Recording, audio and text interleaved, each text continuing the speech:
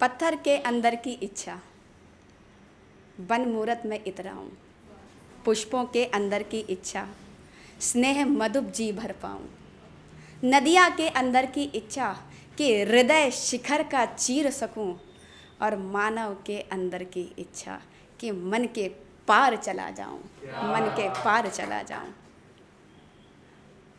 एक छोटी सी कहानी है मिडिल क्लास फैमिली की, जिसके अंदर हम लोग ये कह सकते हैं कि संघर्षों और ज़रूरतों के बीच में युद्ध चलता रहता है, कशमकश चलती रहती है। हमारे अंदर बहुत सारी इच्छाएं होती है और उन्हीं इच्छाओं के ऊपर जो बढ़ कर के आ जाती है वो होती है घर की ज़रूरतें।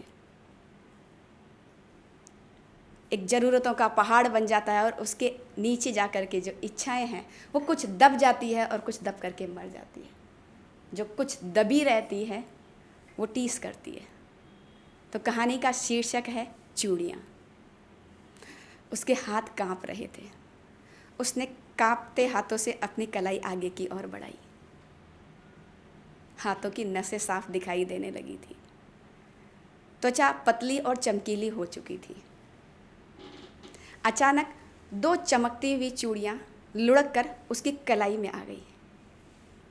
जैसे ही वो कलाई में आई, दो आंसुओं की बूंद भी उन चूड़ियों के ऊपर आकर के गिर गई।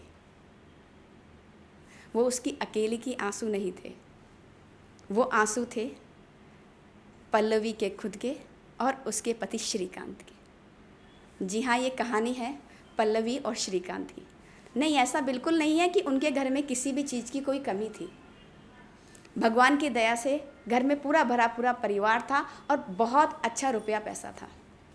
भरे पूरे परिवार में पल्लवी आई थी। जल्दी ही वो घर के अंदर रच बस गई, घर में सबकी चहेती बन गई। कहते हैं ना, समय की गाड़ी जब दौड़ती है तो वो दौड़ने लग जाती है। पता नहीं पड़ा कि धीरे धीरे धीरे कब समय बीत गया शादी को हुए। उसने भी नौकरी करनी शुरू कर दी। एक अच्छे स्कूल में कोऑर्डिनेटर बन गई थी और अपने पति का हाथ बढ़ाने लगी थी।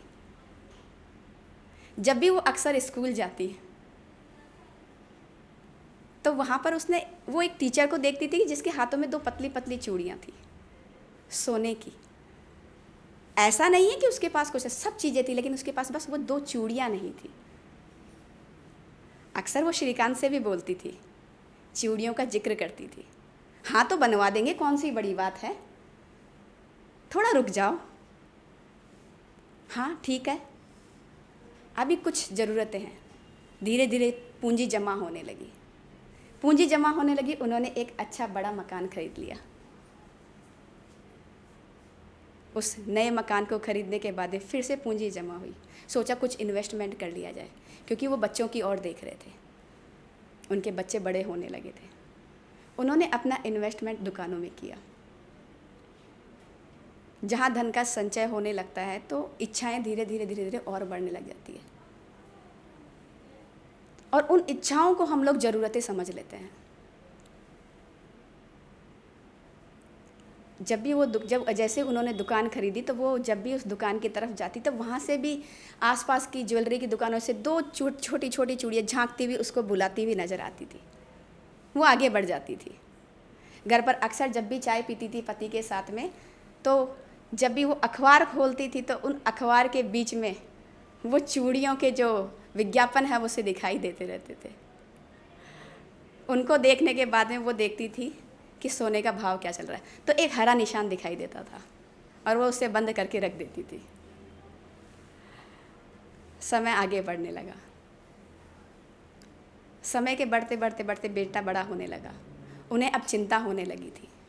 उन्हें चिंता घर के लोन की होने लगी थी। उन्हें चिंता बच्चे की पढ़ाई की होने लगी थी। जब बच्चे की पढ़ाई आगे बढ़ने लगी तो बच्चा बहुत अच्छे अंकों से पास हुआ, आगे गया। अच्छे कॉलेज में उसे एडमिशन मिला। बच्चा बहुत होशियार था, बहुत अच्छे कॉलेज में एडमिशन मिला। चला गया बच्चा।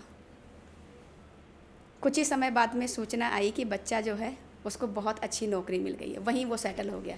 कंपनी की तरफ से प्लेसमेंट लग गया, और जब कंपनी की तरफ से उसका प्लेसमेंट हुआ, कुछ तनख्वाह वो घर की तरफ बेचने लगा। जब घर में जब तनख्वाह और आने लगी, फिर पूंजी आने लगी, तो दोनों की हिम्मत बढ़ने लगी कि अब घर में फिर से जमा पूंजी होने लगी है। एक दिन बेटे का कॉल आया, माँ मैंने एक लड़की पसंद कर ली है, हमारे ही साथ में है और हमारे ही साथ में ऑफिस में जॉब करती है। अच्छा, बहुत अच्छी बात है ये तो, जल्दी माँ आपसे मिलवाने के लिए लेकर के आऊँगा। बेटा आया, माँ बाप को लड़की पसंद आ गई। आजकल ऐसा तो है नहीं कि अरेंज मैरिज करेंगे। जब ये बात आगे चलती है तो उस आगे चलने के बाद में वापस से उसकी शादी की तैयारियां शुरू हो गई।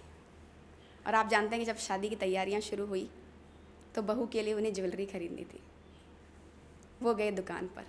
जब दुकान पर गए तो वहाँ पर उन्हें 2 की जगह 4 पतली पतली चूड़ियाँ खरीदी। और वो जो पतली पतली 4 चूड़ियाँ उन्होंने खरीदी थी वो अपनी पत्नी के लिए नहीं खरीदी थी, वो अपनी बहू के लिए खरीदी थी। वो जितनी भी जमा पूंजी थी वो सारी जमा पूंजी फिर से वापस चली गई। घर खाली हो गया, बेटे की शादी हो गई, बेटे और बहू बाहर चले गए। 2 शख्स घर में रह गए, बिना ज़रूरतों वाले 2 शख्स, पल्लवी और श्रीकांत। अब उनके पास कुछ नहीं था,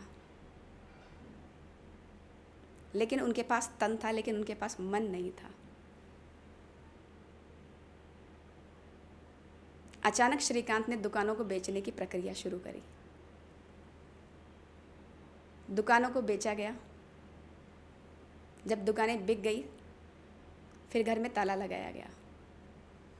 और ताला लगाने के बाद में फिर से दोनों रवाना हो गए अपने बेटे के पास।